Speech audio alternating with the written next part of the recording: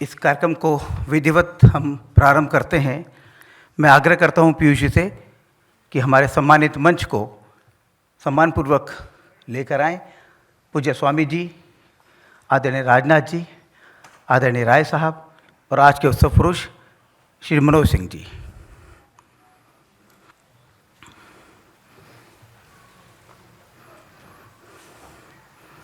हम करतल ध्वनि से आप सबका स्वागत करते हैं।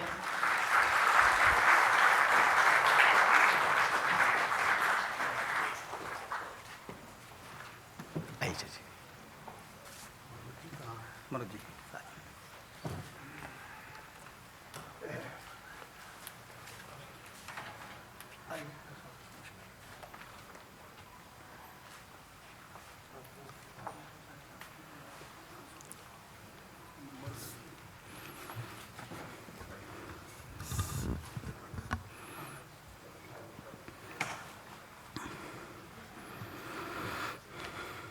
नमस्कार।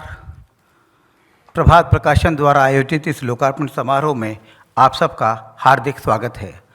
प्रसिद्ध लेखक श्री मनोज सिंह द्वारा लिखित सद्य प्रकाशित पुस्तक मैं रामवंशी हूँ का लोकार्पण केंद्रीय रक्षा मंत्री माननीय श्री राजनाथ सिंह जी के करकमलों से जूना पीठाधीश्वर आचार्य महामंडलेश्वर पूज्य स्वामी अवधेशानंद गिरी जी महाराज के पावन सानिध्य में इंदिरा गांधी राष्ट्रीय कला केंद्र के अध्यक्ष आदरणीय श्री राम बहादुर राय जी के विशेष आतिथ्य में यहाँ संपन्न हो रहा है। मैं हृदय से आप सबका स्वागत करता हूँ, अपना प्रणाम निवेदित करता हूँ।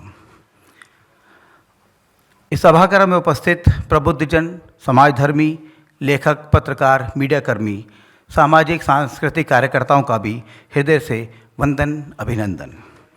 मैं सर्वप्रथम मंचस्थ अभ्यागतों से आग्रह करता हूँ विद्यादायिनी माँ सरस्वती की प्रतिमा का माल्यार्पण कर इस सारस्वत समारोह का शुभारंभ करें।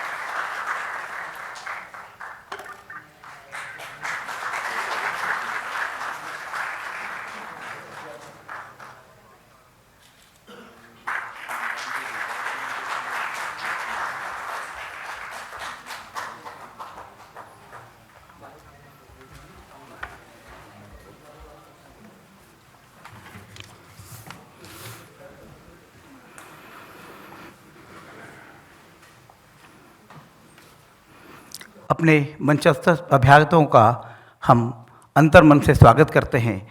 मैं आग्रह करता हूं कि पीयूष जी पूज्य स्वामी अवधेशानंद जी को पुस्तक संच देकर उनका स्वागत करें। इसी क्रम में आलोक शंकर जी से मैं आग्रह करता हूं कृपया वे आएँ और पूज्य स्वामी जी को शॉल देकर उनका अभिनंदन करें।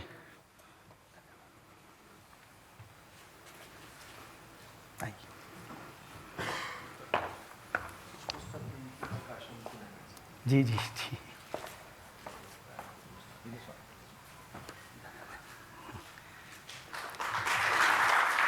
माननीय श्री राजनाथ सिंह जी के स्वागत के लिए मैं आदरणीय रेखा जी से आग्रह करता हूं कृपया आएं और पुस्तक संच देकर उनका अभिनंदन करें। आगे से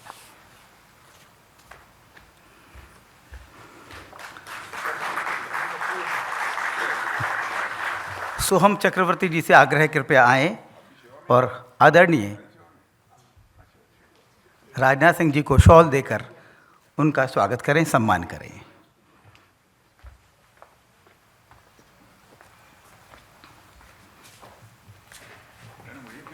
शॉल नहीं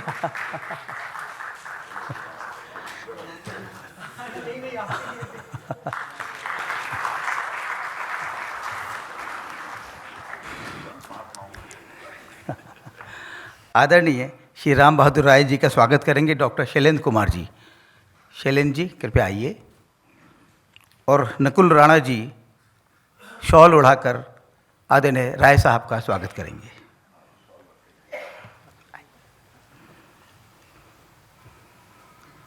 आइए नकुल जी, आदरणीय राय साहब।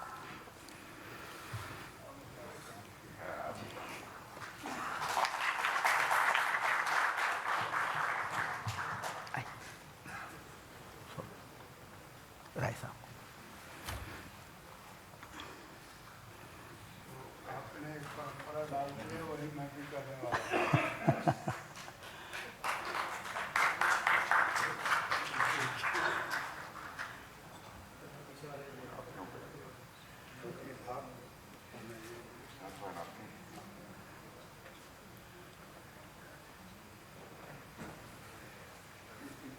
अरे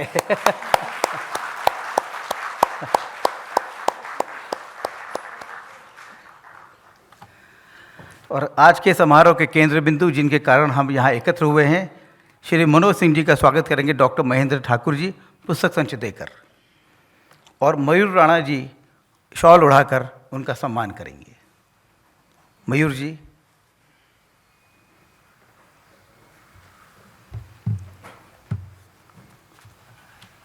मयूर जी आइए। ये शॉल ले लीजिए।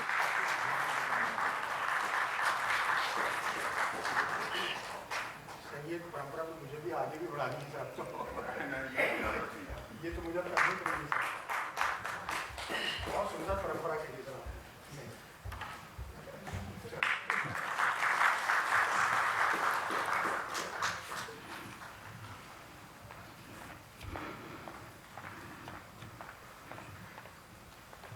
मित्रों, आज लोकार्पित होने वाली कृति मैं रामवंशी हूँ का आज यहाँ लोकार्पण होना हमारे लिए सौभाग्य की बात है। सौभाग्य इसलिए कि 500 वर्षों तक अथक संघर्ष करते हुए, निरंतर जूझते हुए अब अयोध्या में श्री राम के भव्य मंदिर बन रहा है। लाखों धर्मनिष्ठ हिंदुओं ने अपने आराध्य श्री राम की जन्मभूमि पर उनके मंदिर का स्वप्न देखा, पर हमें इस ऐतिहासिक सांस्कृतिक पुनर्जागरण का साक्षी बनने का महती अवसर प्राप्त हो रहा है। हेमंत भैया आप आगे आ जाएं प्लीज़।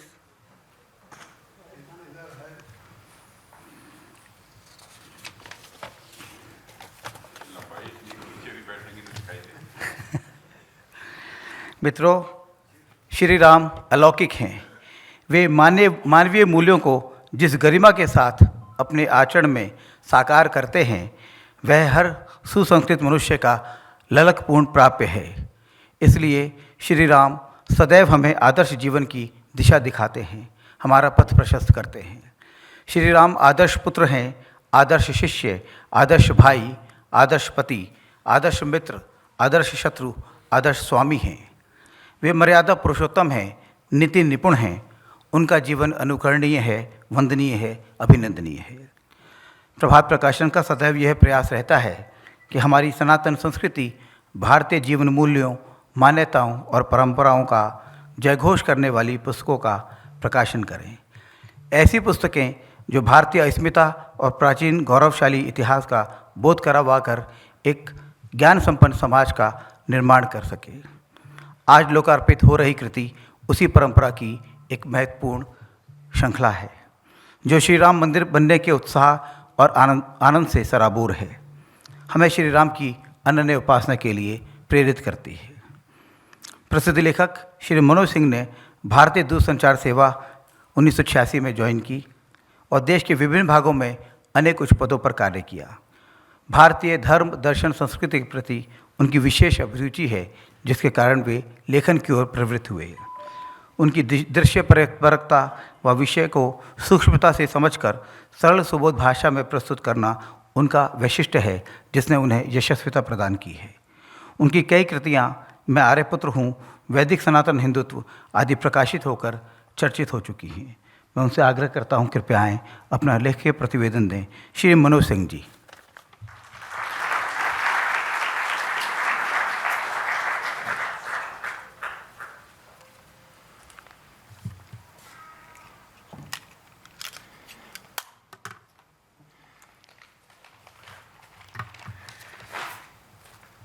मैं आर्यपुत्र मनोज सिंह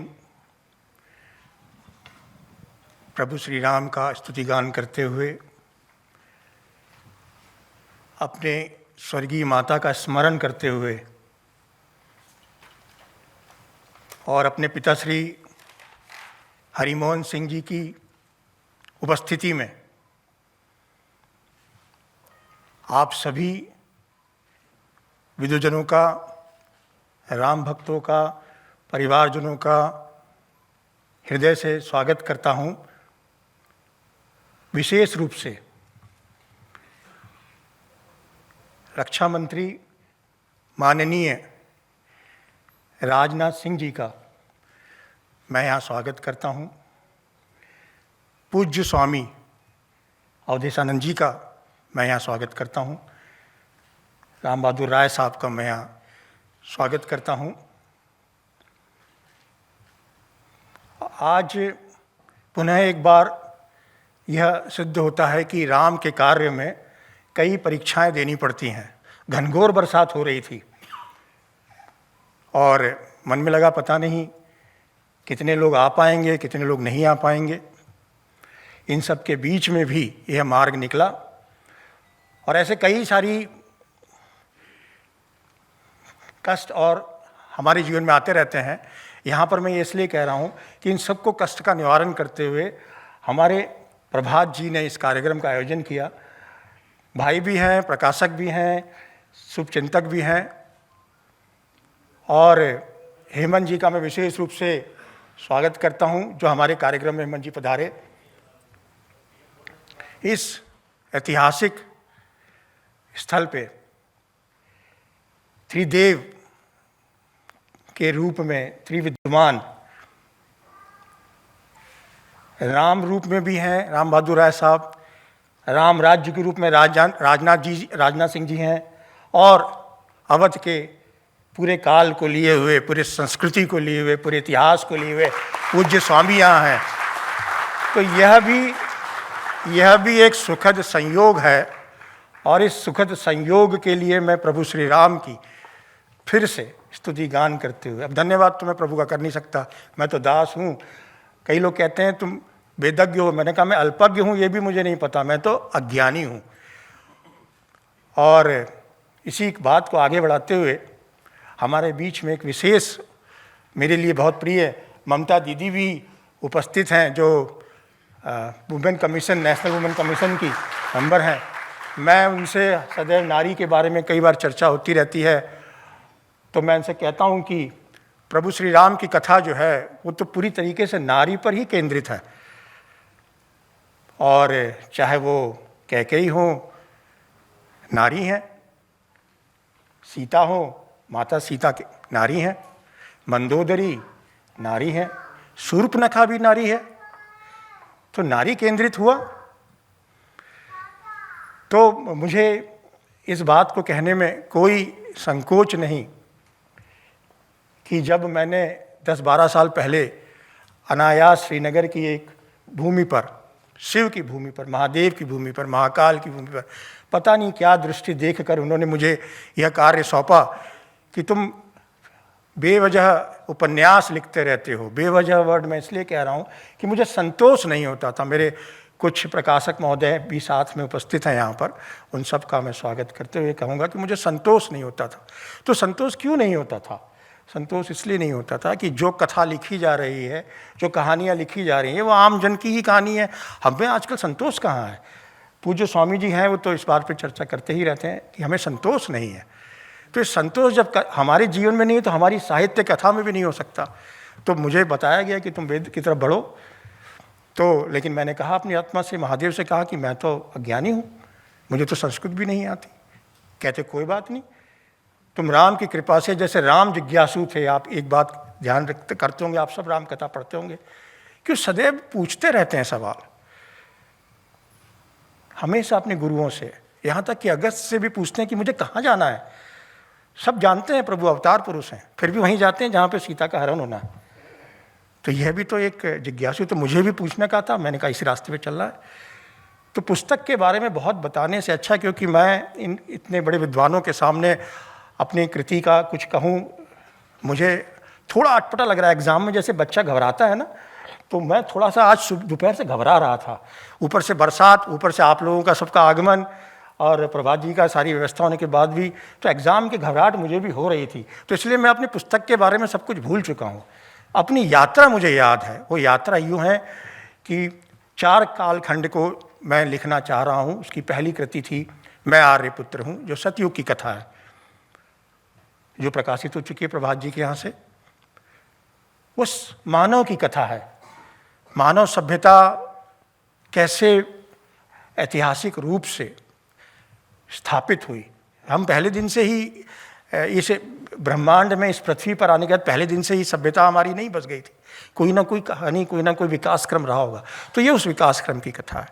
उसके आगे प्रभु श्री राम का युग, परशुराम जी से श्री राम का युग, त्रेता युग, यह जीवन की कथा है।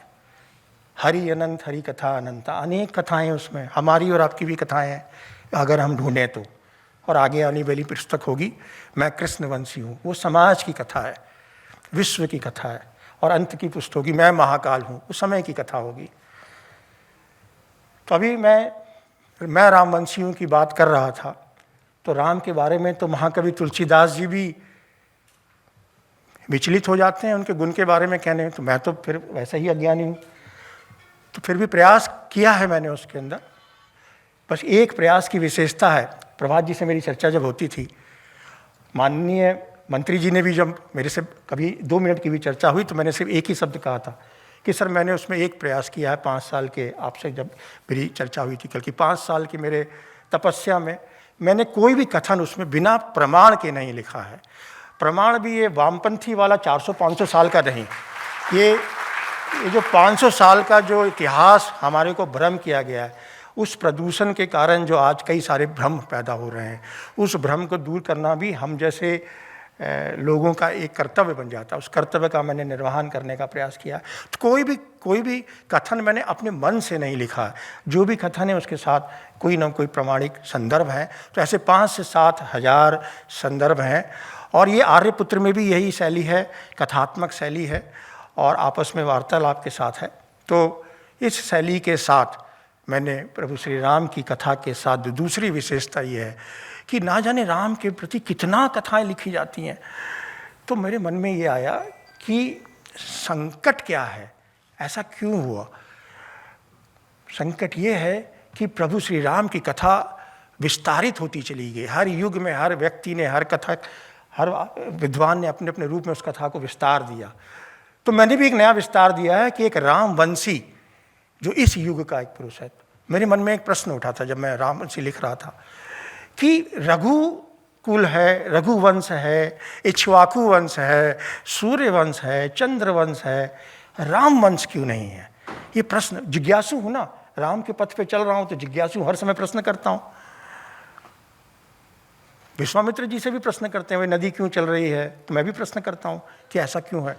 तो कोई मुझे जवाब नहीं मिला। पूज्य स्वामी जी जरूर इस बात को, और मैंने कहा कि ये इसलिए नहीं हो पाया, शायद ही मेरा मत है कि राम जन जन के हो गए, हर व्यक्ति के हो गए, आदिवासी के हो गए, वनवासी के हो गए, बड़ों के हो गए, छोटों के हो गए, विद्वान के हो गए, वानर के हो गए, रीछ के हो गए, पशुओं के हो गए, पेड़ के हो गए, वृक्ष के हो गए, सारे ब्रह्मांड के हो गए। तो उनको सीमित नहीं किया जा सकता। उनको सीमित करना उनके साथ, प्रभु के साथ अन्याय तो नहीं कर सकते हम, लेकिन ये गलत होगा। तो इसीलिए आगे राम वंश नहीं चला। तो मैंने कहा हम क्यों ना मैं ऐसा कुछ करूं कि हम सब प्रभु राम के वंश के एक दिन मैं रामवंशी बन जाऊं। तो ये कथन जो है, ये कथा जो है, प्रभु श्री राम की प्रामाणिक इतिहास के साथ साथ आज के युग के रामवंशी की भी कथा है, जो हमारे युग के, हमारे लोगों की, हमारी समस्याओं को प्रेजेंट करता है, दिखाता है। उसका समाधान मैंने राम कथा के माध्यम से एक समानांतर कथा में लेने का प्रयास किया। उसमें आप अपना रूप भी देख सकते हैं, अपना स्वरूप भी दे सकते हैं। मैं दावा तो नहीं कर सकता, लेकिन आपके जीवन की जो भी समस्याएं हैं, जैसे एक छोटा सा उदाहरण देता हूँ कि प्रभु श्री राम को वनवास भेजने के लिए कैकेयी को कहा जाता है। आप यकीन मानिए, आप ध्यान से आंख बंद करके सोचिएगा, हमारे जीवन में भी कैकेयी है, कई रूप में है, अनेक रूप में है। जरूरी नहीं वो माता के रूप में ही आती हैं, कई बार व्यवस्था के रूप में आती हैं। कई बार पत्नी के रूप में आती हैं, कई बार पति के रूप में आते हैं, कई बार सहपाठी के रूप में आते हैं, कई बार अपने बॉस के रूप में आते हैं, और कई बार विमान के रूप में भी आते हैं। हेमंत शर्मा जी से कल मेरी चर्चा हो रही थी, तो कह रहे थे कि इस आयोजन में ऐसी समस्या आई, तो वो भी तो एक 15 मिनट का वनवास था, स्ट्रेस था। व्यवस्था भी एक अपना दिली कई का कार्य कर सकती है। तो ये जो वनवास है, इस वनवास में हम सही मार्ग पर ही चलते रहें तो प्रभु श्री राम का जीवन हमें उस बात के लिए मार्गदर्शन करता है। मुझे मालूम है कि मुझे बहुत ज़्यादा आज नहीं बोलना है, लेकिन प्रभु श्री राम की कथा बोलते समय में ऐसा लगता है कि जैसे 5 साल 7 साल का पता नहीं कितनी सारी बातें हैं जो अनायास निकलती। पत्नी ने कह रही थी कि तुम तैयारी कर ली कि नहीं, तुमने एग्ज़ाम देने जा रहे हो शाम को। तो मैं महेंद्र से कह रहा था, अपने मित्र से, कि यार पता नहीं, जब भी सोच के जाता हूँ वहाँ भूल जाता हूँ, और जो बोलना चाहता हूँ वो प्रभु राम वहीं याद दिला देते हैं। तो मैं तो वही कहूँगा जो प्रभु राम इस वक्त मुझे याद दिला रहे हैं। मेरे बहुत सारे मित्र हैं यहाँ पर, मैं जानता हूँ बहुत सारे मित्र कई कारणों से, बरसात के कारण से नहीं आ पा रहे, मैं उनसे क्षमा मांग लूँगा। और ये ज़रूरी भी व्यवस्था के लिए बहुत आवश्यक है कि सिक्योरिटी के लिए हर चीज़ आप नहीं आ सकते, बरसात के कारण लेट आ गए, मैं उनसे क्षमा मांग लूँगा। आप सब लोगों का मैं स्वागत करते हुए एक बात कहूँगा कि प्रभु राम की कथा में आपको टाइम मैनेजमेंट भी मिलेगा, ह्यूमन रिसोर्स डेवलपमेंट भी मिलेगा। मैं एक जगह कह रहा था कि आज के युग में सबसे बड़ी समस्या है हम ह्यूमन रिसोर्स डेवलपमेंट नहीं करते हैं, हम ह्यूमन रिसोर्स डिजास्टर करते हैं। समस्याएं हमारी अजीब तरह की हो चुकी है। हम सही समय पे सही व्यक्ति को, आप देखिए ना, प्रभु ने अंगद को कहाँ भेजा, हनुमान जी को कहाँ भेजा, सुग्रीव को क्या, ये सब मैनेजमेंट है, टाइम मैनेजमेंट है। युद्ध का आप सोचिए, युद्ध की जो नीति है, आप देखिए किस दरवाजे पे लंका का जब अटैक होना है, किस दरवाजे पर कौन सा व्यक्ति, कौन सा योद्धा, कौन सा महारथी जाएगा। यह भी ऐसे कोई सामान्य नहीं है। कथा के रूप में अगर आप उसके चिंतन में जाएंगे तो आपको पता लगेगा कि उस किसके युद्ध के विरुद्ध में वो लड़ रहा है, उसकी जो सामर्थ्य है, उस सामर्थ्य को देखते उन्होंने कहा।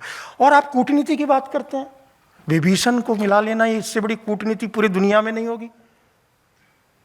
मेरे हिसाब से अगर महान योद्धाओं में महानतम योद्धा मानव इतिहास में कोई है अगर मानव इतिहास, तो प्रभु श्री राम है, महानतम योद्धा।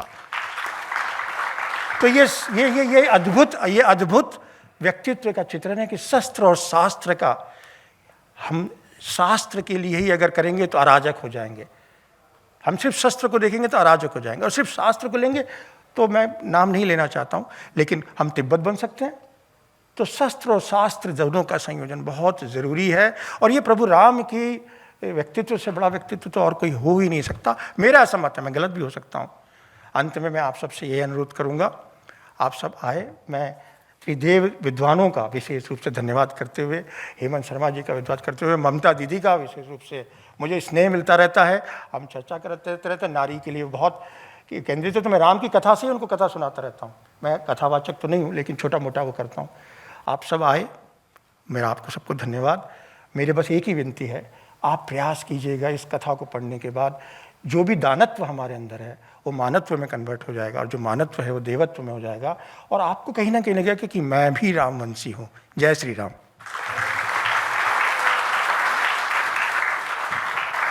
धन्यवाद मनोज जी।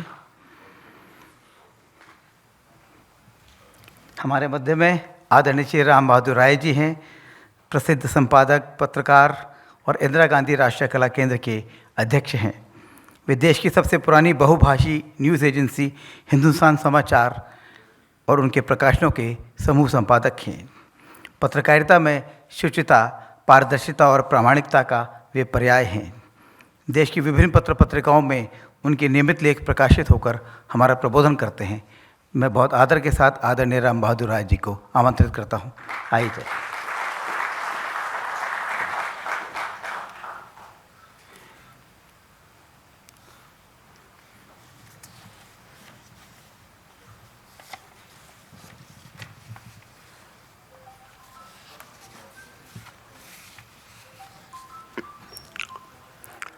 पूज्य स्वामी अवधेशानंद गिरी जी, आदरणीय राजनाथ सिंह जी, मैं रामवंशी हूँ।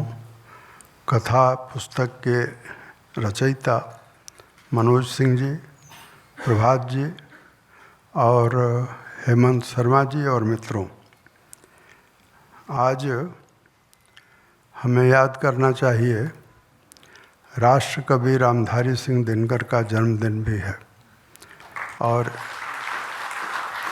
यह एक सुयोग है। इस लोकार्पण के अवसर पर थोड़े समय में और थोड़े ही शब्दों में कुछ बातें मैं कहना चाहता हूँ। मैं रामवंशी हूँ। पढ़ते समय मुझे वासुदेव शरण अग्रवाल याद आए। बचपन से ही मेरे पास जो पुस्तक हमेशा रही है और है वह वासुदेव शरण अग्रवाल की भारत सावित्री है। जिसे भी महाभारत का मोटा ग्रंथ न पढ़ सके वह भारत सावित्री के 3 खंडों को पढ़कर महाभारत के पात्रों को, महाभारत की घटनाओं को और महाभारत में जो मर्म छिपा है उसे जान सकता है। आप सब जानते हैं कि वासुदेव शरण अग्रवाल जी 2 उसके जो खंड हैं उन्होंने स्वस्थ शरीर था तब लिखा और तीसरा खंड बीमारी में लिखा, लेकिन उसे पूरा किया।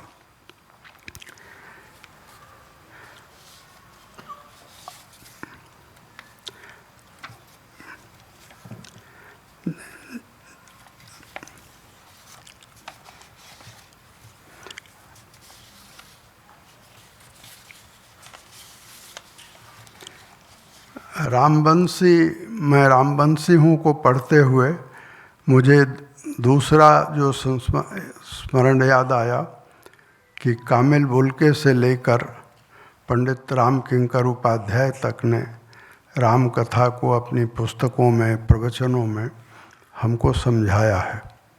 और मेरा ख्याल है यहाँ बैठे हुए लोगों में से बहुत लोगों को ये बात मालूम होगी कि पंडित राम किंकर उपाध्याय बिरला मंदिर में हर चैत्र नवरात्र में आते थे और उनकी 7 दिनों की या 9 दिनों की राम कथा होती थी।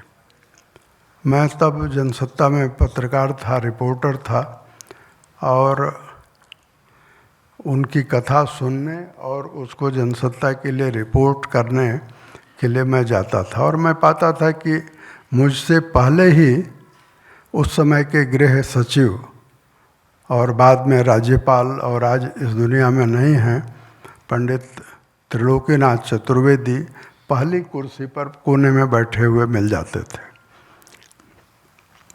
मैं रामवंशी हूँ यह शीर्षक कथा के सार को वाणी देता है, समझाता है।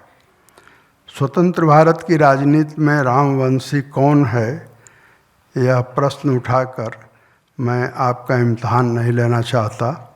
यह बताना चाहता हूँ कि वह राजनेता दूसरा कोई नहीं, मंच पर उपस्थित स्वयं राजनाथ सिंह हैं।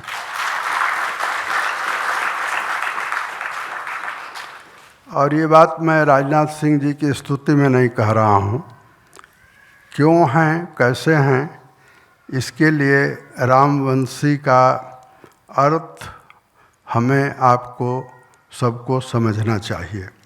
और मुझे लगता है कि मनोज सिंह जी ने भी यही कोशिश की है कि रामवंशी का अर्थ इस पुस्तक में कथाओं से, घटनाओं से और विविध शैलियों से प्रकट हो। इनकी पुस्तक आप पढ़ेंगे तो पाएंगे कि इसमें साहित्य की जितनी विधाएं हैं सब आपको मिल जाएंगी। और चूँकि कि ये सरकारी सेवा में भी हैं तो सरकारी सेवा में रहने वालों के लिए कलम पर बहुत बोझ भी होता है, तो वो कलम पर बोझ भी इनकी पुस्तक में दिखाई पड़ता है। उस पर मैं आऊँगा बाद में, थोड़ी देर बाद। लेकिन रामवंशी का अर्थ के बारे में मैं आपसे कह रहा था कि श्री राम के में हम अपना उद्धार पाते हैं, इसलिए कि राम नाम आते ही शाश्वत नियम जो होता है वो अपना काम करने लगता है, और राम का मर्म यही है। साधारण नियम तो आप सब जानते हैं, सबने, आप में से ज़्यादातर लोगों ने सुना होगा एक वैज्ञानिक का नाम जिसका न्यूटन नाम था। न्यूटन से ग्रेविटेशन लॉ शुरू हुआ।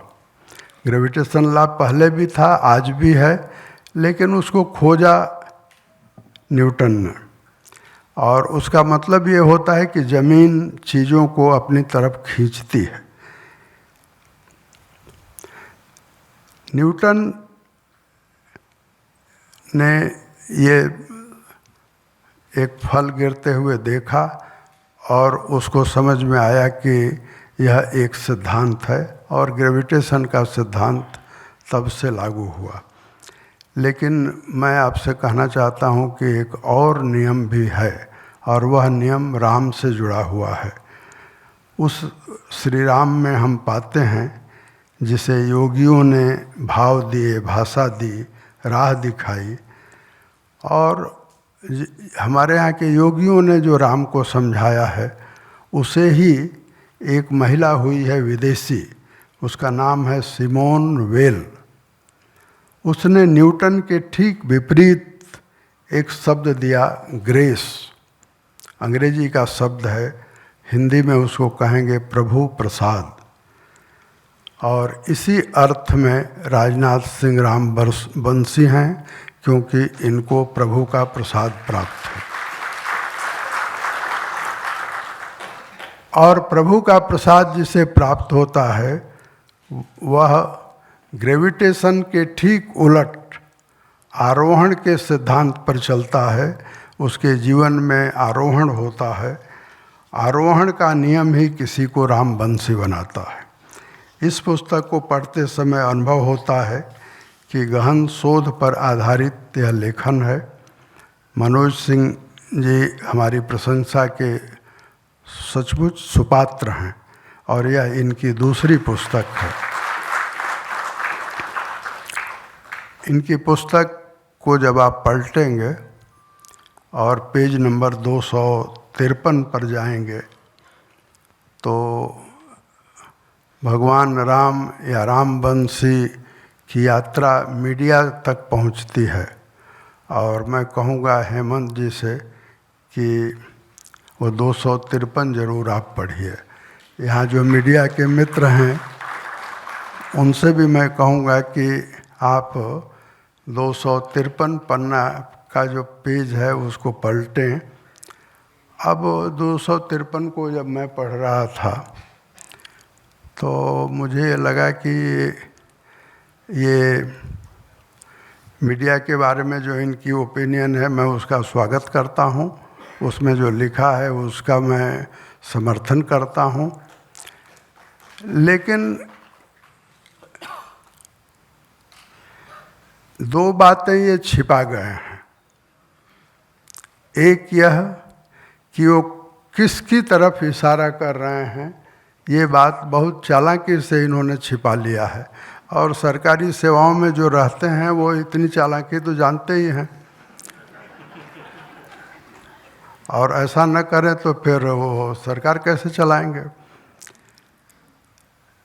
तो जिस मीडिया हाउस ने उस समय के, मेरा अगर अनुमान सही है तो एक समय था, आज से कुछ, आज 2023 में हम लोग हैं और ये बात 2012-13 के आसपास की है, जब उस समय जनरल वीके सिंह सेनापति थे और एक मीडिया हाउस उनके खिलाफ किसके इशारे पर कर रहा था मुझे नहीं मालूम, लेकिन वह मीडिया हाउस यह कहने की कोशिश कर रहा था कि जनरल वीके सिंह दिल्ली पर कब्जा करना चाहते हैं।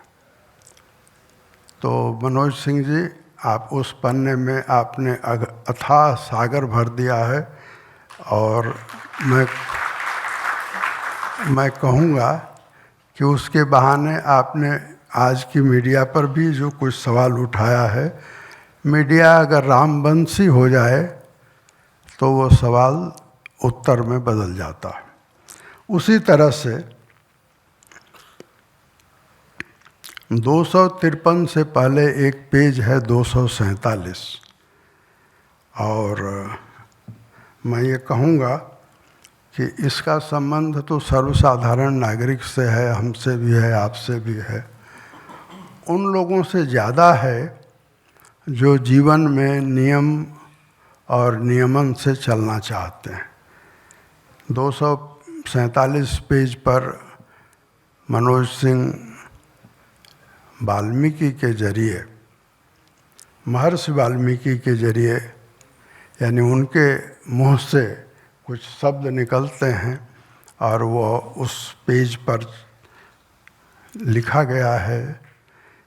और महर्षि वाल्मीकि कहते हैं कि मद्यपान से अर्थ, धर्म और काम तीनों का नाश होता है।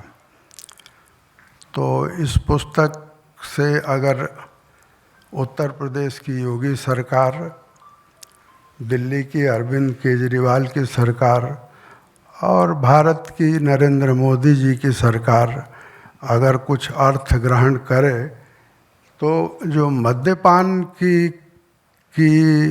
के जरिए सरकारों की आमदनी हो रही है उस पर रोक लगनी चाहिए।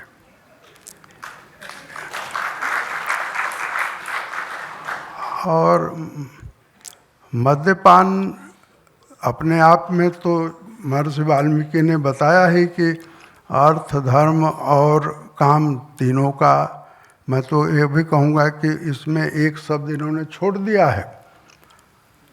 भारत का पुरुषार्थ धर्म, अर्थ, काम और मोक्ष में है, और मद्यपान से ये पुरुषार्थ का नाश होता है, ये हमें जान लेना चाहिए।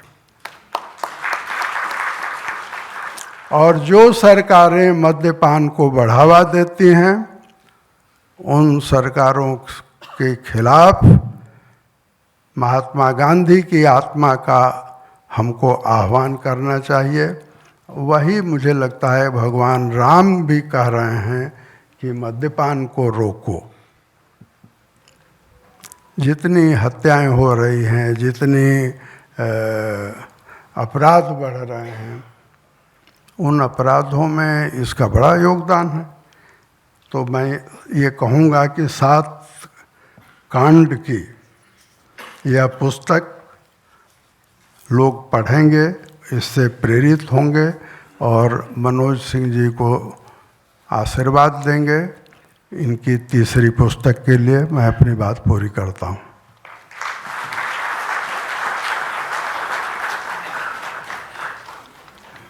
हार्दिक आभार आदरणीय राम बहादुर राय जी।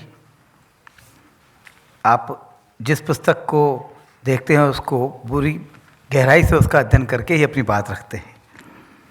मित्रों, अब वह क्षण आ गया है जिसके लिए हम सब यहाँ एकत्र हुए हैं। मैं आदरणीय राजनाथ जी, पूज्य स्वामी जी, आदरणीय राय साहब से आग्रह करता हूँ, कृपया मैं रामवंशियों का लोकार्पण कर अनुग्रहित करें।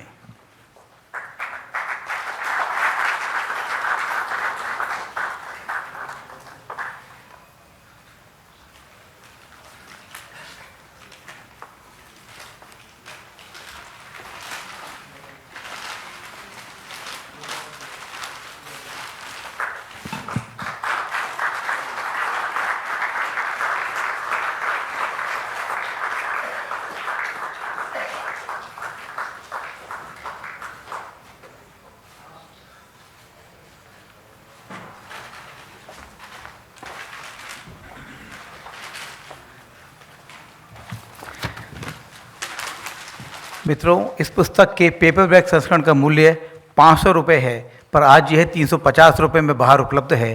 हार्डबैक का मूल्य 700 रुपये है, पर आज वह 500 रुपये में आपको उपलब्ध होगा। हमारा परम सौभाग्य कि हमारे मध्य में जूना पीठाधीश्वर आचार्य महामंडलेश्वर पूज्य स्वामी अवधेशानंद गिरी जी का पावन सानिध्य प्राप्त हो रहा है। वे भारतीय धर्म, दर्शन, संस्कृति के गहन अध्येता हैं। उन्होंने वेद वेदांत का गहन अध्ययन किया है। माँ सरस्वती की उन पर विशेष अनुकंपा है। वे अपने चिंतन परक उद्बोधनों से समाज का प्रबोधन करते हैं, उसे दिशा देते हैं। उनका ज्ञान, मेधा और सौम्यता सामान्य व्यक्ति की उनके प्रति सहज श्रद्धा उत्पन्न कर देती है। वे आध्यात्मिक जगत के जाज्वल्यमान नक्षत्र हैं। मैं उनसे आग्रह करता हूँ कि अपना आशीर्वचन प्रस्तुत करें। पूज्य स्वामी जी।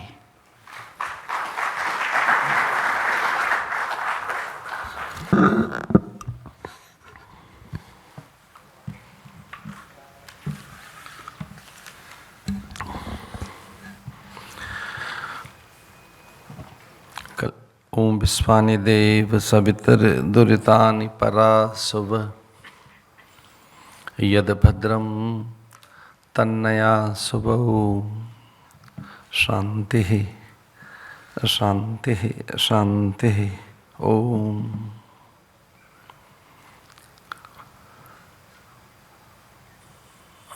प्रभात प्रकाशन के सौजन्य और सत्संकल्प से आहूत इस सारस्वत अनुष्ठान में भारत के प्रख्यात लेखक आदरणीय मनोज सिंह जी के द्वारा रचित, लिखित, सृजित मैं रामवंशी हूँ पुस्तक के लोकार्पण अथवा विमोचन कार्यक्रम में भारत के रक्षा मंत्री अत्यंत सौम्य, सहज और साहसी सत्पुरुष आदरणीय राजनाथ सिंह जी भारत की ज्ञान परंपरा के अग्रदूत, साहित्यकार, मनीषी, विचारक, इतिहासकार और एक बहुत बड़े समाचार पत्र के समूह के संपादक आदरणीय राम बहादुर राय जी, मंचस्थ आदरणीय प्रभा जी, इस अवसर पर आप सब के बीच में इस साहित्यिक चर्चा में सहकार कर आनंदित हूँ। मैं रामवंशी हूँ नाम के इस ग्रंथ ही कहूँगा मैं, लोकार्पण पर राम की चर्चा। राम स्वयं में काव्य हैं, कोई कवि बन जाए ये सहसंभाव्य है। राम अनंत हैं, सनातन हैं, शाश्वत हैं और वो एक नित्य विद्यमान सत्ता है। वाल्मीकि रामायण के माध्यम से उन्हें धर्म का विग्रह कहा गया। रामो विग्रहवान धर्म। वे भारत की प्रभात का प्रथम स्वर है। जयराम जी कहकर भारत उनका स्मरण करता है। तस्मात् सर्वेषु कालेषु माम स्मर युद्ध च। कृष्ण ऐसा कहते हैं गीता के माध्यम से। महर्षि वेदव्यास लिखते हैं कि किसी भी काल में और विशेषकर युद्ध में भी माम स्मर युद्ध च। तस्मात् सर्वेषु कालेषु, हर काल में मेरा स्मरण हो। लेकिन जिसका निरंतर स्मरण है हर काल में भारत में, वो राम है। राम का स्मरण, वह सुखदाता है, वह मोक्षदाता है, एक आश्वासन है और उनके स्मरण से ये संपूर्ण भ्रम, भय, संशय, अज्ञान, दुविधाएं, नाना प्रकार के क्लेश, भ्रांतियां, उनका शमन होता है, निवारण होता है। मैं रामवंशी हूं ऐसा स्मरण करते ही कि मैं किसका अंशी हूं, मैं किसके वंश से हूं। भगवान यही तो कहते हैं कि ये याद रखना कि आप मुझसे हैं। ममई वांशो जीवलोके जीव भूत सनातन। भूल मत जाना कि आप किससे हो, आपकी परंपरा क्या है, आपका स्रोत क्या है, आप कौन हैं, किसके हैं, बस इसका स्मरण रखना। ममई वांशो जीवलोके जीव भूत सनातन। आप मेरे सनातन अंश हैं, मैं आपका अंशी हूं। आप मुझसे हैं। अगर हम कभी अपना वंश वृक्ष बनाकर देखें, फैमिली ट्री, तो उसमें वो ऊपर दिखाई देंगे और हम अंत में ओम पुनंतु पितरः, ओम पुनंतु पितामह, ओम पुनंतु प्रपितामह पवित्रेण शतायुषः। वेद कहता है कि स्वस्थ रहें, सुखी रहें, पुरुषार्थी बने रहें, जीवन में कोई बाधा आए तो बाधा टिक ना पाए, इसके लिए अपने पूर्वजों का स्मरण करते रहें। ये याद रहे हमें कि हम किसके वंशी हैं, हम किसके अंश से हैं। हम अपने उसको न भूल जाए, मूल को, ऊर्ध्व मूल अधः शाखा अश्वत्थम प्राहुरव्ययम, उन शाखाओं को भूल न जाए। हम वो शाखा प्रशाखा है, उसी से हैं, ऊर्ध्व मूल वो हमारा है। तो कभी आप अपना वंश वृक्ष बनाकर देखें तो आप अपने पिता को ऊपर देखेंगे, फिर उनके पिता और उनके पिता, और सबके ऊपर है परम पिता, या कि वो स्वयं आद्य पुरुष, जो आद्य है, जो सनातन है, जो नित्य है, शाश्वत है। उस राम की चर्चा चल रही है जो परात्पर ब्रह्म है, जो नाना रूपों में है। उसके रूप अनेक है, अनेक रूपाय विष्णवे प्रभ विष्णवे, उसके अनेक रूप है, पर वो एक ही है अनेक रूपों में। और वो कहता है कि मुझे भूलना मत, मेरा स्मरण करते रहना, तो आप में कभी कोई भ्रम नहीं आएगा, भय नहीं आएगा। फिर आप किसी भी दुविधा में एक दैन्य, अल्पता अथवा दौर्बल्यता अनुभव नहीं करोगे। इसे याद रखना कि मैं किसका वंशी हूं, मैं किस वंश से हूं। हम उसी से तो हैं, सर्वम खलविदम ब्रह्म, जो एक ही तत्व, एक ही जो सब में समाया हुआ है, इसका ही तो स्मरण रखना है कि हम किससे हैं। और जब इसका स्मरण आता है, ममैवांशो जीवलोके जीव भूत सनातन, कि मैं उससे हूं, तो फिर प्रेरणा मिलती है पुरुषार्थ की। फिर व्यक्ति आलसी नहीं रहता, निरुद्योगी नहीं रहता, उसमें सत्कर्मों की संलग्नता रहती है, शुभ कर्मों की प्रीति रहती है, और वह अजेय बनता है, वह फिर कभी हारता नहीं है। राम का स्मरण आपको अजेय बनाता है। पुस्तक तो मेरे हाथ लगी थी और वो मैंने अपने वहां रखी। प्रातःकाल कुछ लोग आ गए थे हमारे केंद्र पर, फिर मैंने दोपहर में ये सोच करके से मैं रास्ते में पढ़ूंगा। आदरणीय राम बहादुर राय जी की तरह से पुस्तक तो मैं पढ़ नहीं सका, पर वो मेरे हाथ तो लग गई थी। लेकिन अभी जैसा मैंने उसका प्रथम पृष्ठ खोलकर देखा है कि वो कहते हैं, प्रथम पृष्ठ में लिखते हैं कि इतिहास कथा है, तो मैं निवेदन करना चाहूंगा कि कोई भारत का भी पहला ऐतिहासिक ग्रंथ है या भारत का इतिहास कोई है तो उसको रामायण ही माना गया है, और महाभारत। वाल्मीकि की जो रामायण है, वाल्मीकि कृत रामायण भारत का इतिहास है। हमने इतिहास में ये इतिहास नहीं कि कहां कौन हारा जीता, कहां से फिरंगी आए, विधर्मी आए, आक्रांत आए। हाँ, वो भी एक इतिहास हो सकता है, वो एक इतिहास का वो भी एक हिस्सा है। पर भारत के मनीषा ने, भारत के मनीषा के साथ साथ भारत के विद्वानों ने, ऋषि मुनियों ने, संत सत्पुरुषों ने, ब्रह्मवेत्ताओं ने इतिहास रामायण को कहा है और महाभारत को। इतिहास में दो ही तो ग्रंथ हैं हमारे पास, रामायण और महाभारत। और उस इतिहास के लिए वो सनातन बीज, काव्यम, सनातन बीज है वो काव्य का। कोई मुझसे पूछे कि काव्य की रचना कहां से हुई, कविता कहां से आई, गीत कहां से आया, तो वो आया है निसंदेह सामवेदिक गीत है। निसंदेह चारों वेदों में सामवेदिक गीत है, लेकिन वो जो गीत कहीं से मुखरित हुआ है, गीत को कोई जीवंतता देता है, गीत में कहीं सजीवता है, गीत कहीं मुखर होता है, गीत में कहीं प्रखरता आती है, तो वो गीत आता है उस इतिहास से जिसे रामायण कहते हैं। और वाल्मीकि ने उसे लिखा है। अधिक समय नहीं लूंगा। उसको सबसे पहले गाया लव कुश ने, लिखा तो वाल्मीकि ने, लव कुश ने। और आप आनंदित होंगे सुनकर कि लव कुश गा रहे हैं और हनुमान ढूंढने लगे कि राम कहां गए। लव कुश गा रहे हैं रामायण, राम का चरित्र, राम का उदात्त चरित्र। वह काले नरसिंह मनोभिरामम, कि वो नरसिंह है, वह नरोत्तम है, पुरुषोत्तम है, वह मर्यादाशील संयम सदाचार है, वह आधार्य है। सारे व्रत नियम उपवास उसी से सिद्ध होते हैं और समूची संस्कृति अपरिभाषित रहती है अगर राम का उल्लेख न हो। जब यहां पर राम ना आए तो वो किस ढंग से गा रहे हैं लव कुश। तो हनुमान जी का तो ध्यान गया कि राम कहां चले गए, और देखा कि राम श्रोताओं के बीच में अपनी कथा सुन रहे हैं अपने पुत्रों से। ये राम का ऐसा चरित्र है, ये रामचरित्र ऐसा।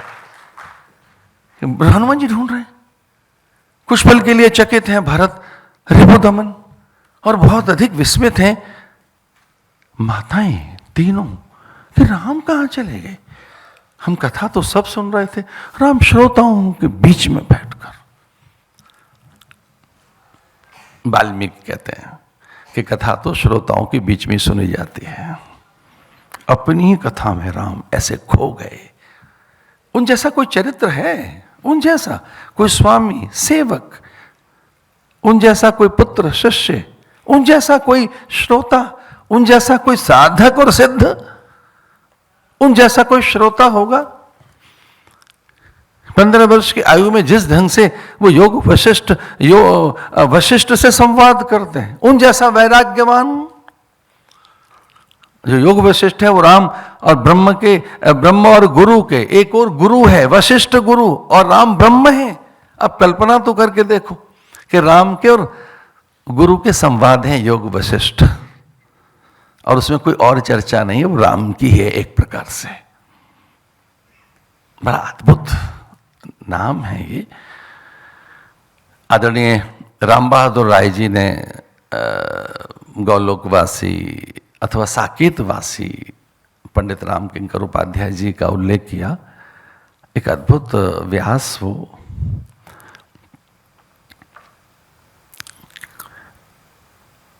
और वो ये बात कहते थे,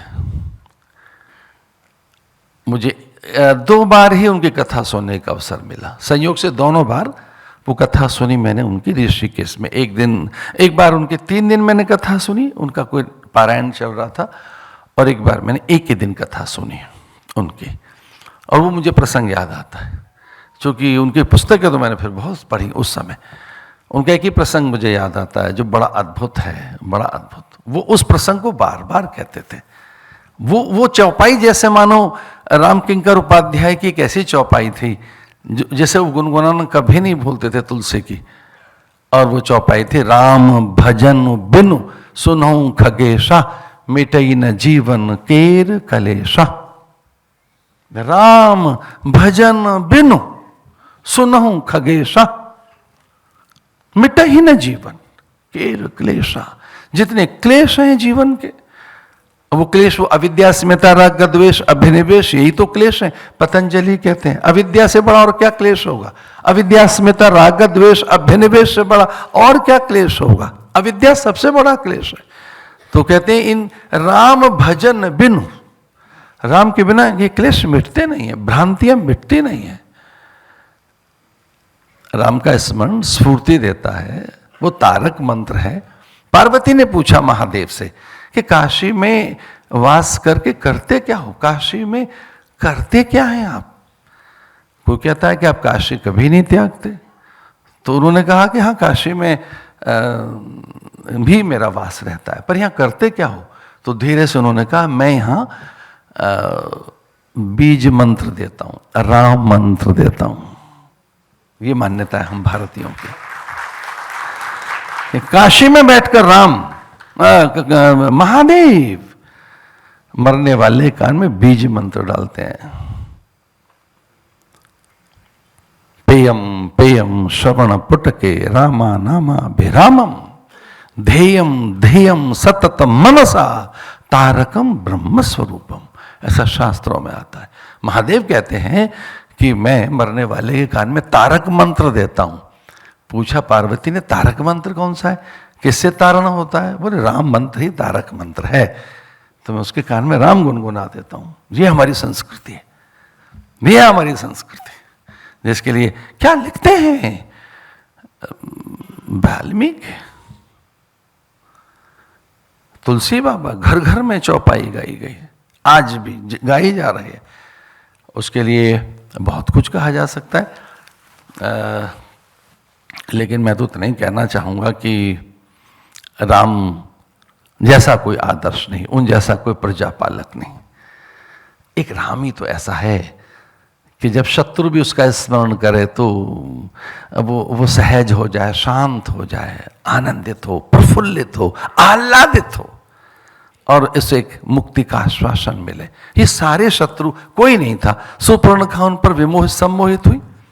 खरदूषण कहते हैं ये वध के योग्य नहीं, और कुंभकर्ण तो कहता है कि जगदम्बा का हरण कर अपने समूची नैसाचरी जाति के नाश का बीज बोया है, लेकिन मुझे लगता है राम कभी नाश नहीं कर सकता। ये नैसाचरी जाति का उद्धार ही राम करने आए हैं। चल मैं तेरा विवाह करा देता हूं। प्रसंग आता है, हठात हाथ पकड़ा कुंभकर्ण ने रावण का, चल अब सीता से पाणी ग्रहण संस्कार कराता हूं, अशोक वाटिका लेके चलते हैं। तो उसने कहा तो मैं कब का कर लेता, जब जब सीता के पास जाता हूं उनके नेत्रों मुझे राम दिखाई देते हैं, और वो राम उद्धारक हैं, तारक हैं। ये है राम, कि राम के लिए रावण भी कहता है, होय भजन नहीं तामस देहा, तामस तन साधन कछुनाई। ये है राम, जो किसी के शत्रु नहीं है, वो है। उनकी गाथा तो अनंत है, हरि अनंत, हरि कथा अनंता, नमोस्तु नंदाय सहस्त्र मूर्तये। वो अनंत है, अच्युत है, उसकी बात क्या कही जाए। लेकिन हाँ, जब उसका स्मरण होता है तो बात ही कुछ और है, रोम रोम खिल जाता है। और हमें रमण करने वाली कोई दूसरी सत्ता है ही नहीं, वो राम ही तो है जो हमारे प्राणों में रमण करता है, हमारी चित्त चेतना में, हमारे अस्तित्व में कोई और थोड़ी बसता है, वो राम ही है। और उसके लिए आदरणीय मनु सिंह जी ने कहा है, मैं रामवंशी हूँ। ये बात भगवान बार बार कहते रहे कि हम सब उसी से हैं, वही हमारा अंशी है, हम उसके अंश है, अंशी हम उसके अंश हैं, वही हमारा मूल है, हम उसके वंशी हैं। ये निरंतर स्मरण रहने से सब प्रकार की व्यथाओं का हरण होता है। ये बात कहते हुए पतंजलि के सूत्र से मैं अपनी बात को पूरा करता हूँ। पतंजलि का एक अद्भुत सूत्र है, वीतराग विषम व चित्तम। इसका अर्थ ये है कि जब कभी आप व्यथित हों, ये ध्यान से सुनिए, महर्षि पतंजलि का एक सूत्र है कि जब कभी आप व्यथित हों, चिंतित हों, आहत हों, दुखित हों, दुर्बल अनुभव करो, कभी भ्रम आए, भय आए, अल्पता अनुभव हो, असहज अनुभव कर रहे हो, तब आप वीतराग विषम व चित्तम, वीतराग महापुरुषों का स्मरण कीजिए जिनमें कोई राग ही नहीं रहा है, और ऐसे हैं वो भगवान राम। इसलिए कभी कठिनाई अनुभव हो तो उनको याद कर लेना, फिर कुछ कठिनाई नहीं रहती। आदरणीय मनोज जी फिर कृष्णवंशी लेकर आ रहे हैं, और वो फिर उनकी यात्रा अनवरत चलती रहे, साहित्य की अनवरत चलता रहे, उनका लेखन, स्वाध्याय, चिंतन, उसके लिए उन्हें मैं शुभकामनाएं देता हूँ। आदरणीय प्रभात जी का बड़ा आग्रह था कि मैं रहूँ इस कार्यक्रम में, और हम लोग मध्य प्रदेश में आदरणीय शिवराज जी के आह्वान पर गए थे सब साधु। उन्होंने कोई वहाँ एकात्म धाम और आद्य भगवत पाद शंकराचार्य की 108 की प्रतिमा का स्थापन कराया हम सब संतों से। तो मैंने कहा मेरी कठिनाई है, मैं आ नहीं पाऊँगा। फिर वो कुछ इस तरह से सुयोग बन गया कि मैं सारस्वत अनुष्ठान में रह सका। कुछ लोग ये भी था लोग मुझे कि आदरणीय राम बहादुर राय जी की भी सन्निधि मिल जाएगी, और ये कोई अतिशोक्ति नहीं है। मैं जब आदरणीय राजनाथ सिंह जी के पास जब भी बैठता हूँ या उनसे किंचित जब भी संवाद हुए हैं, वो सच में एक दिव्य पुरुष हैं, एक समर्थ पुरुष हैं, और वो आयु में क्या कैसे हैं मैं नहीं जानता। सच मानिए वो भारत का भविष्य हैं, ऐसा ये मेरा मन बार बार कहता है। और एक ऐसे महापुरुष को भी मुझे देखने को, उनसे कुछ संवाद करने को मिलेंगे। प्रभात जी ने कहा जरा आ जाना, तो मैं तो दिल्ली के ऐसे कार्यक्रमों से प्राय बचता हूँ, हम सन्यासी हैं, इस प्रकार के मंच हमारे लिए नहीं बने हैं। पर मुझे लगा राम की बात चल रही है तो हम साधु बाबा हैं, चलो राम की बात में हम भी चलते। बहुत बहुत शुभकामनाएं आप सबके लिए। और आइए उस रामवंशी को हम थोड़ी देर के लिए सुनाएंगे, जो राजवंशी है, रामवंशी है, जो सत्ता की सौत पर बैठते हैं, जिनके पास सुचिता है चिंतन की, जिनके पास पवित्रता है, चरित्र की उच्चता है, और सच मानिए जिनके पास आचरण की पारदर्शिता है। अब ऐसे राजनाथ सिंह जी की बारी है। ओम शांति।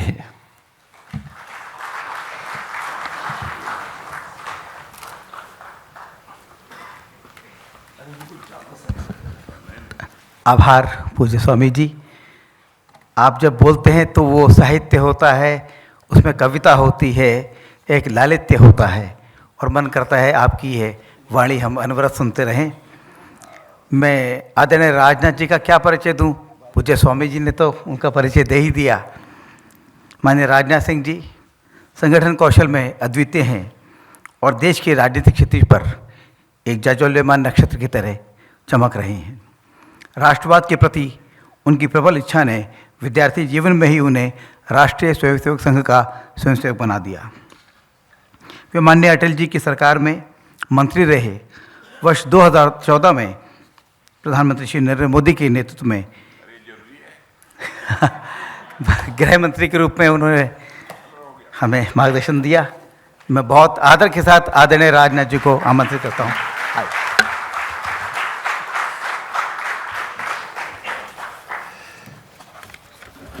हर कार्यक्रम में बहुत सारी औपचारिकताएं होती हैं, जिन्हें संचालक को पूरा करना मैं समझता हूं कि उसे वह अनिवार्य समझता है। तो शायद प्रभात जी ने इसीलिए सोचा कि यदि मैं आमंत्रित कर रहा हूं तो कुछ डेंटिंग पेंटिंग सेंटिंग जरा राजनाथ सिंह के भी करके उनको आमंत्रित कर। सच्चाई यह है कि जब राम के ऊपर परम पूज्य स्वामी अवधेशानंद जी गिरि जी महाराज हों, तो उनसे ज्यादा अधिकृत रूप से और कोई दूसरा व्यक्ति नहीं बोल सकता। और आपने देखा कि एक देश के माने जाने मूर्धन्य साहित्यकार आदरणीय राम बहादुर राय जी ने बहुत ही संक्षेप में किस तरीके से इस पुस्तक के बारे में उन्होंने अपनी समीक्षा प्रस्तुत की है। तो मेरे द्वारा बहुत कुछ कहे जाने का कोई औचित्य नहीं है। यह बात सही है कि शासन में अपनी भूमिका का मैं निर्वाह कर रहा हूं, लेकिन प्रभात प्रकाशन, यह मैं देखता हूं कई बार यह हो गया है कि इनके यहां कोई पुस्तक प्रकाशित होती है तो लेखक और ये किसी न किसी कार्यक्रम में मुझे आमंत्रित कर लेते हैं। मैं बचता हूं लेकिन मुझे छोड़ते नहीं हैं, क्योंकि मैं जानता हूं कि साहित्य का बहुत बड़ा मैं ज्ञाता नहीं हूं। वैसे भी अपने जीवन में छात्र भी रहा, तो मैं विज्ञान का ही छात्र रहा। फिजिक्स, मैथमेटिक्स और केमिस्ट्री ही मेरा विषय रहा है। लेकिन यह भी सच है कि बहुत सारे लोग जिनका कि विज्ञान से संबंध रहा हो, वो साहित्यकार भी कुछ होते हैं। ऐसे भी लोगों को मैंने देखा है। और जब मुझे जानकारी प्राप्त हुई कि यहाँ पर परम पूज्य अवधेशानंद गिरि जी महाराज रहेंगे, आदरणीय राम बहादुर राय जी रहेंगे, तब मुझे संतोष हुआ कि चलो जो इधर उधर की बातें मुझे बोलनी होगी बोलकर मैं चला आऊंगा और पुस्तक के विमोचन की औपचारिकता सार्थक रूप से पूरी हो जाएगी। वैसे किसी भी पुस्तक के विमोचन के कार्यक्रम में जाना और बिना पुस्तक को ठीक तरीके से पढ़े बोलना, अब आप सोचिए कि वह बोलने वाला व्यक्ति अपराध बोध से कितना ग्रसित होगा। वही हमारी स्थिति है। लेकिन हम लोगों के यहां लोग होते हैं, कुछ रहते हैं, कुछ न कुछ वो कर देते हैं। अब थोड़ा बहुत हम भी पुस्तक के अंदर झांक झूंक कर लेते हैं।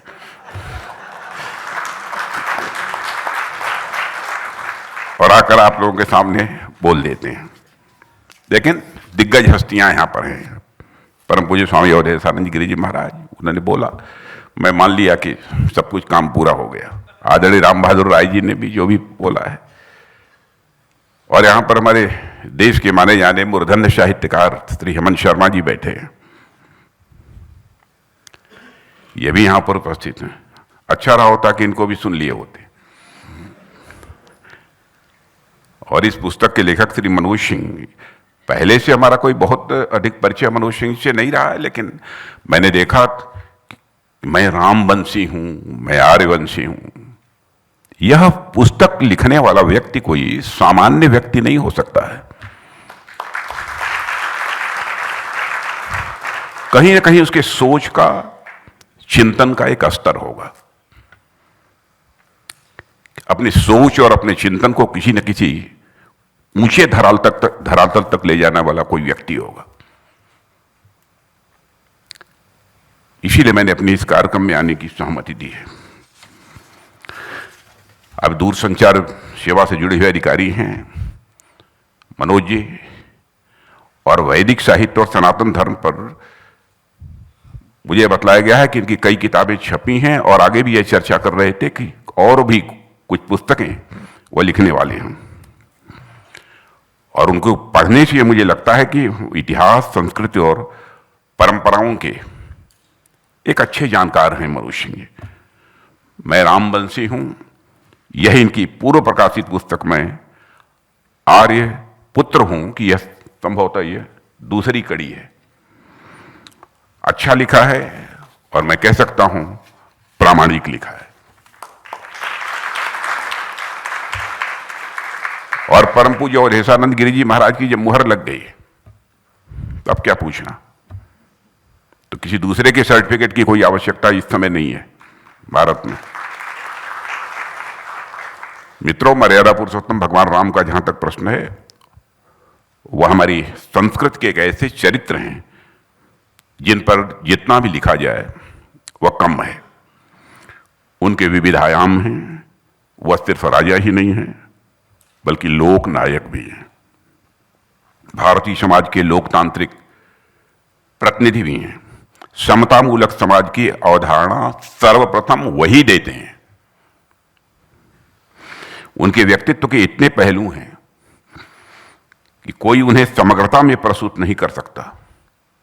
और ये सच्चाई भी है, वे युग पुरुष हैं, संस्कार पुरुष हैं, अवतार पुरुष हैं, आदर्श पुरुष हैं, धर्म की प्रतिमूर्ति हैं, और मर्यादा पुरुषोत्तम है।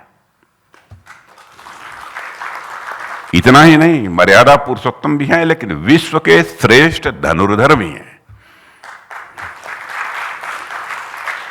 और इतना ही नहीं, विनय और विवेक के शिखर भी हैं, और स्थित प्रज्ञ भी हैं, और असंपृक्त भी हैं। वे कुर्सी से अनासक्त एक ऐसे लोकनायक हैं जिसमें सत्ता के लिए निराशक्ति का भाव है। मित्रों, भगवान राम की तुलना सूर्य के तेज से की जाती है, और शायद इसीलिए उन्हें सूर्यवंशी भी माना जाता है। और आज हम इस परंपरा को आगे बढ़ाते हुए स्वयं को रामवंशी कहलाने में गौरव की अनुभूति करते हैं। जहां भगवान राम में सूर्य का तेज है, वहीं पृथ्वी जैसा क्षमाशील उनका व्यक्तित्व भी है। उनकी ज्ञान शक्ति भगवान बृहस्पति के समान है, और देवराज इंद्र के समान उनकी प्रसिद्धि है। उन्होंने गुरु वशिष्ठ से विद्या प्राप्त की, लेकिन केवट से प्रेम भी प्राप्त किया है, सबरी माता का स्नेह प्राप्त किया, और हनुमान जी के सहयोग और सहकार भी उन्होंने प्राप्त किया। श्री राम के प्रति सबका अगाध स्नेह है, और उनका भी सभी के प्रति अगाध सम्मान है। मगर जो विशेष स्नेह समाज के वंचितों और शोषितों के प्रति उनमें दिखता है, मैं समझता हूं वह अद्भुत है। समाज के शोषितों और वंचितों के लिए जो उनका स्नेह दिखता है वह अपने में अद्भुत है। आज जब हमारे प्रधानमंत्री भी गरीब कल्याण की बात करते हैं तो मैं भी एक बार सोचता हूं, बार बार इन सब चीजों पर इनका आग्रह, बार बार उसे बोलते रहना, केवल यह वोट बैंक की पॉलिटिक्स नहीं हो सकती, कहीं ना कहीं मन में भाव है। और उनके प्रति जो उनकी प्रतिबद्धता व्यक्त करते हुए जब मैं देखता हूं, मुझे लगता है कि उसकी भी प्रेरणा उन्हें मर्यादा पुरुषोत्तम भगवान राम से ही आती है, जो यह मानती है कि दीन दयालु बिरधु संभारी हरहु नाथ मम संकट भारी। एक दीन दयालु भगवान राम थे तो दूसरे दीन दयालु हमारे पंडित दीनदयाल उपाध्याय जी थे, जिन्होंने हमें अंत्योदय की प्रेरणा दी, एकात्म मानववाद जैसा विचार दर्शन दिया। भगवान राम के साथ साथ पंडित दीनदयाल उपाध्याय जी भी गरीब कल्याण के प्रति हमारे समर्पण के प्रेरणा स्रोत हैं। 2 दिन बाद 25 सितंबर, इसलिए मैंने इसकी चर्चा की कि 2 दिन बाद ही 25 सितंबर को पूरा देश उनकी जयंती मनाता है। और हम लोगों ने अपने राजनीतिक जीवन में जो प्रेरणा प्राप्त की है वह पंडित दीनदयाल जी उपाध्याय के विचार दर्शन से हमने प्राप्त की है। हर तन के सुख के लिए धन धान चाहिए, मन के सुख के लिए मान सम्मान स्वाभिमान चाहिए, बुद्धि के सुख के लिए भगवान चाहिए और आत्मा के सुख के लिए भगवान चाहिए। एक ऐसा दर्शन पंडित दीनदयाल जी उपाध्याय ने इस देश को दिया है, एक आत्म मानव दर्शन। इसलिए मैंने यहां इस समय मैंने चर्चा की है उसकी। मित्रों, हर भारतीय के जीवन में भगवान राम किस हद तक जुड़े हुए हैं, इसका अनुमान इसी बात से लगाया जा सकता है कि जीवन की प्रारंभ से लेकर मृत्यु तक राम का नाम बराबर लिया जाता है। इसी तरह भारत का हर कोना मर्यादा पुरुषोत्तम भगवान राम की महिमा का प्रतिबिंब है और भगवान राम भारत के मन में समाहित हैं। भगवान राम भारतीय विचारों में समाहित हैं और भगवान राम भारतीय दर्शन के प्रेरणा हैं। यानी मन, विचार और दर्शन तीनों में भगवान राम का ही अंश है। हजारों वर्ष पहले जो भगवान राम महर्षि वाल्मीकि की प्रेरणा थे, वही भगवान राम तुलसी, नानक, कबीर की भी प्रेरणा है। और एक ही राम अनेक रूपों और स्वरूपों में हमारी संस्कृति में जाने जाते हैं, माने जाते हैं और पूजे जाते हैं। मित्रों, शायद इसीलिए हमारे यहां राम के अलग अलग वर्ण मिलते हैं। राम कथा तो एक है पर सबके अपने अपने राम हैं। गांधी के राम अलग हैं, लोहिया के राम अलग हैं, वाल्मीकि और तुलसी के राम में भी फर्क है। भवभूत के राम दोनों से अलग हैं। कबीर ने राम को जाना, तुलसी ने माना और राम एक पर दृष्टि भिन्न भिन्न है। और आप जानते हैं ऐसा क्यों? क्योंकि राम जाति और वर्ग से परे है। मित्रों, नर, वानर, आदिवासी, वनवासी, पशु, मानव, दानव, सभी से उनका करीबी रिश्ता है। वह अगड़े पिछड़े से भी ऊपर हैं। निषाद राज हो या सुग्रीव, कोल भील को साथ लेकर वह चलते हैं। सबरी हो या जटायु, सभी को साथ लेकर चलने वाले वे आप देखेंगे अकेले देवता है। वह वस्तुतः ऐसे अकेले देवता हैं जो समाज में जातीय वैमनस्य को खत्म कर सब नर करहि परस्पर प्रीति के सिद्धांत पर चलते हैं। वे भारत के आदर्श भाई ही नहीं, प्रजा के लिए न्यायप्रिय, नीति कुशल राजा भी हैं। इसलिए वे आज भी उतने ही प्रासंगिक हैं जितने थे और भविष्य में भी इतने ही प्रासंगिक वह रहेंगे। बेशुमार ताकत से अहंकार का एक खास रिश्ता हो जाता है, इसे तो आप सभी सहमत होंगे। लेकिन अपार शक्ति के बावजूद राम मनमाने फैसले नहीं लेते हैं। जिन्होंने रामायण का अध्ययन किया होगा, रामचरितमानस का, वो जानते होंगे। वे लोकतांत्रिक अपने को बराबर बनाकर रखते हैं। सामूहिकता को समर्पित विधान की मर्यादा वो अच्छी तरह जानते हैं। और इन सब के बावजूद वे मानवीय करुणा क्या होती है इसे भी जानते हैं। और वे मानते हैं कि परहित सरिस धर्म नहीं भाई, पर पीड़ा सम नहीं अदमाई। मित्रों, महात्मा गांधी को भी जब आदर्श नायक का नाम लेना होता है तो उन्होंने राम का ही क्यों लिया? कृष्ण और शिव का भी वो ले सकते थे, लेकिन राम का ही नाम लिया।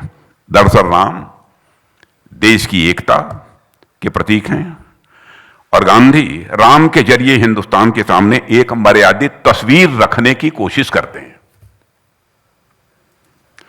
वे उस राम राज्य के हिमायती हैं जहां पर लोकहित सर्वोपरि है, जो गरीब नवाज है और गरीब दुखियों के दुख को जानते हैं। तभी तो तुलसीदास जी कहते हैं, मणिमाणिक महंगे किए सहजे तृण जल नाज, तुलसी सोई जानिए राम गरीब निवास। इसलिए जब डॉक्टर लोहिया भी भारत माता से मांगते हैं तो कहते हैं, हे भारत माता हमें शिव का मस्तिष्क दो। लोहिया ये कहते हैं भारत माता से, हे भारत माता हमें शिव का मस्तिष्क दो और कृष्ण का हृदय दो और राम का कर्म और वचन दो। लोहिया अनीश्वरवादी थे। ईश्वर की सत्ता में वो विश्वास नहीं करते थे, अनीश्वरवादी है। पर उनकी यह सोच मैं मानता हूं कि अपने में मौलिक थी। इस पर किसी का मतभेद हो सकता है, लेकिन निश्चित रूप से उनकी यह सोच अपने में मौलिक थी। भगवान राम कुशल प्रबंधक थे, मैनेजमेंट स्किल बेजोड़ थी, लाजवाब थी। उनके संगठन की अद्भुत क्षमता है। जब दोनों भाई अयोध्या से चले तो महज 3 लोग थे, लौटे तो पूरी सेना के 7 लौटे। अब इससे ज्यादा मैनेजमेंट की स्किल और क्या हो सकती है? एक साम्राज्य का निर्माण कर राम कायदे कानून से बंधे हैं। एक धोबी ने जब सीता पर टिप्पणी की तो वे बेबस हो गए। जब क्या करें? भले उसके आरोप में कोई दम नहीं था, वह बेदम था, फिर भी वे इस आरोप का निवारण उसी नियम से करते हैं जो आम जन पर भी लागू है। वे चाहते तो नियम उस समय बदल सकते थे, जैसे भारत की संसद में जब चाहिए तब नियम बदल लिए, तो वहां भी बदल सकते थे। पर उन्होंने नियम कानून का पालन किया क्योंकि वे मर्यादा पुरुषोत्तम हैं।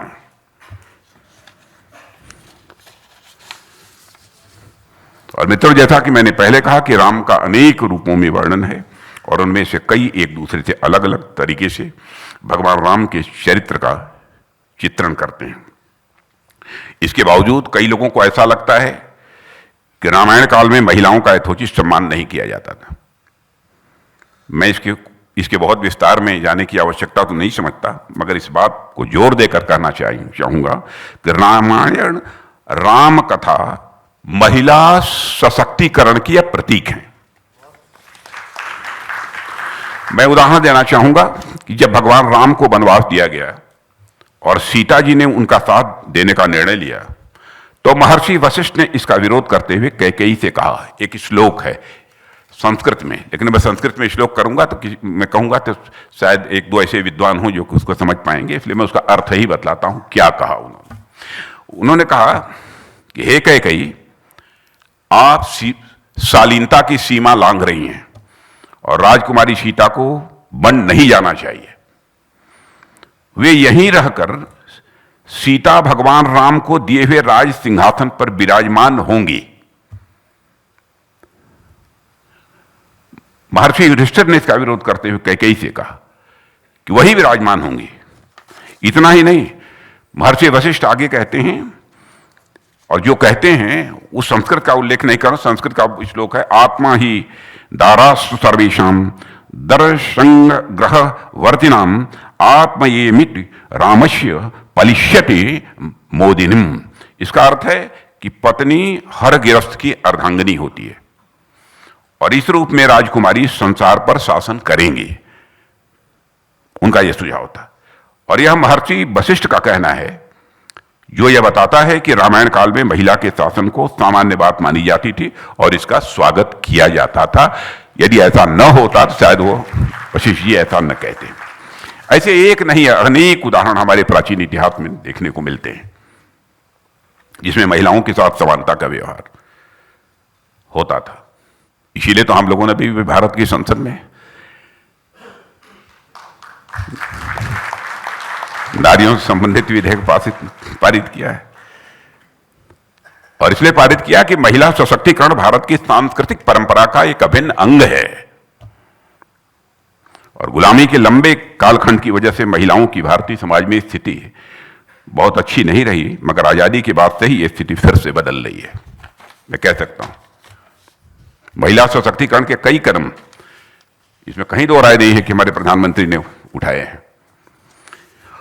और यह कोई छोटी बात नहीं है कि भारत को जब आजादी मिली तो केवल पुरुषों को ही मतदान का अधिकार नहीं मिला, बल्कि महिलाओं को भी पुरुषों के समान ही मताधिकार का अधिकार मिला था। जब कई विकसित देशों में महिलाओं को मताधिकार पुरुषों की तुलना में काफी बाद में प्राप्त हुआ है, दुनिया के कई ऐसे देश हैं। साथियों, महिला सशक्तिकरण को इसी सप्ताह एक नया आसमान मिल गया है जब संसद के एक विशेष सत्र में सर्वसम्मति के साथ नारी शक्ति वंदन अधिनियम पारित हो गया है। महिलाएं ज्यादा बजा रही हैं, पुरुष जो है संकोच बजा रहे हैं। जो हमारी महिला राष्ट्रपति के हस्ताक्षर होते ही मैं समझता हूं आज बन गया होगा अथवा बन जाएगा, जो ही उनका हस्ताक्षर होगा। साथियों, मनोज जी के पुस्तक में भगवान राम की शौर्य गाथा है, समानता और युग निर्माण की कथा है और इन विशिष्ट गुणों का विराट स्वरूप और ऐतिहासिक पक्ष यह किताब उद्घाटित करती है। और इस किताब में अयोध्या की कथा भी है, इक्ष्वाकु वंश की गौरव गाथा भी है। और इस ऐतिहासिक कार्य के लिए मैं मनोज जी को दिल से हार्दिक बधाई देता हूं और भविष्य के लिए उनको मैं अपनी हार्दिक शुभकामनाएं देता हूं। और किताब में प्रभु राम की कथा के साथ साथ राम भक्त की भी कथा भी है। दो युगों की कथा का समानांतर लेखन इस पुस्तक को मैं मानता हूं कि विशिष्ट बना देता है।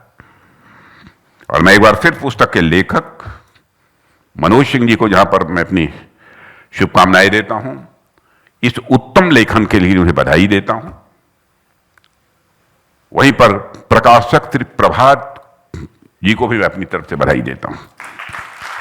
और साथ ही मनोज जी की इस सफलता के लिए मैं समझता हूं कामना करने की जरूरत नहीं है। जब पुस्तक में ही राम है तो मैं समझता हूं कि निश्चित तरह से राम का संदेश जन जन तक इस पुस्तक के माध्यम से भी पहुंचेगा, इसी विश्वास के साथ। और यहीं पर मैं पुनः पूज्य परम पूज्य अवधेशानंद जी महाराज जी के प्रति हृदय से श्रद्धा की अभिव्यक्ति करते हुए और साथ ही साथ हमारे बहुत ही हमसे वरिष्ठ है जिनका नेतृत्व पहले मुझे प्राप्त हुआ है, मार्गदर्शन प्राप्त हुआ है, ऐसे आदरणीय राम बहादुर राय जी के प्रति भी आदर की अभिव्यक्ति करते हुए अपना निवेदन समाप्त करता हूं।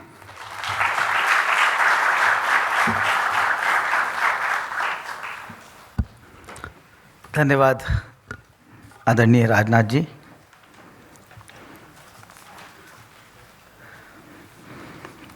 मैं सचमुच अभिभूत हूँ आपके आगमन से। हम श्रद्धावनत हैं इस सम्मानित मंच के आगमन से और आपके यहाँ पधारने से। आपके प्रति कृतज्ञता ज्ञापित करने के लिए मैं प्रभात प्रकाशन के पीयूष जी को आग्रह करता हुए आए आपके प्रति धन्यवाद व्यक्त करें। आइए। बहुत इतना अच्छा उद्बोधन सभी का हुआ इस मंच से भगवान राम के लेके, और संभवतः भगवान राम सर्वोत्तम हैं, सर्वप्रिय हैं, सर्वविदित हैं और मैनेजमेंट के सबसे बड़े एक्सपर्ट और चैंपियन भी हैं। आप सभी महानुभाव हमारे अपने हैं, आप सबके स्नेह में हम बंधे हुए हैं और आपका आना हमारे लिए हर्ष का विषय है।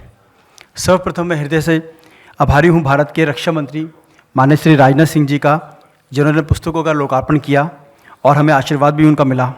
एक अभिभावक के नाते उनका अपार स्नेह और मार्गदर्शन हमें सदैव मिलता रहा है। उनकी यशस्विता के लिए और उनकी मंगल कामनाएं करते हैं।